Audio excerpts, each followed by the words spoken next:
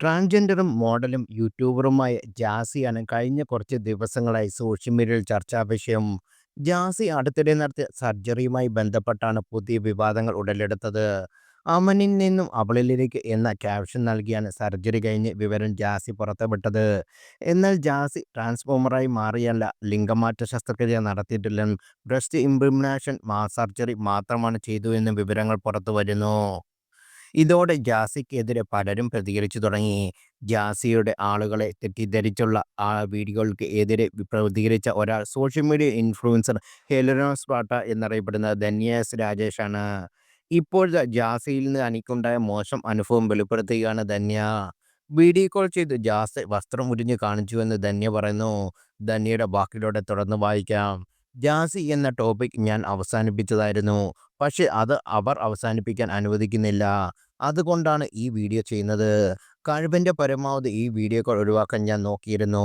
പക്ഷെ അതിന് എന്നെ അനുവദിക്കാത്തത് കൊണ്ടാണ് ഞാൻ ഈ വീഡിയോ ചെയ്യുന്നത്.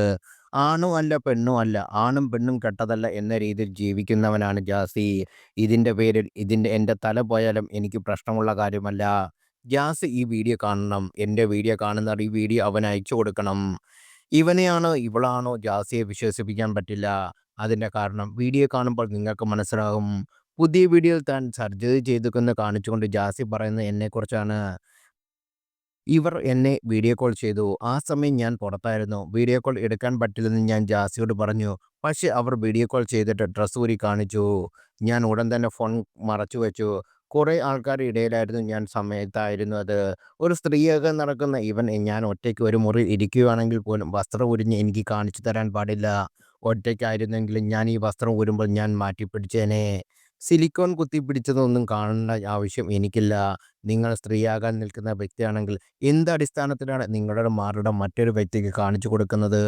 നട്ടെല്ലുണ്ടോ നിനക്ക്? ആണുമല്ല ഒരു പെണ്ണുമല്ല നീ. ജാസി ബ്രസ്റ്റ് സർജറി നടത്തിയാണെന്ന് ഞാൻ മുമ്പ് പറഞ്ഞതിനെക്കുറിച്ചുള്ള വീഡിയോയിൽ പറഞ്ഞിട്ടുണ്ട്. ഇവരും അത് കൃത്യമായി പറയുന്നതിൻ്റെ ഓഡിയോ എൻ്റെ പക്കലുണ്ട്. ട്രാൻസ്ജെൻഡർ വിഭാഗത്തിലുള്ള പല ആൾക്കാരുടെയും രഹസ്യങ്ങൾ ആ വോയിസ് നോട്ടിലുണ്ട്. ഇനി ഇതുപോലുള്ള നാടകങ്ങളുമായി അതെല്ലാം ഞാൻ പുറത്തുവിടും. ഒരുപാട് ട്രാൻസ്ജെൻഡേഴ്സ് അതിനെ ബാധിക്കും.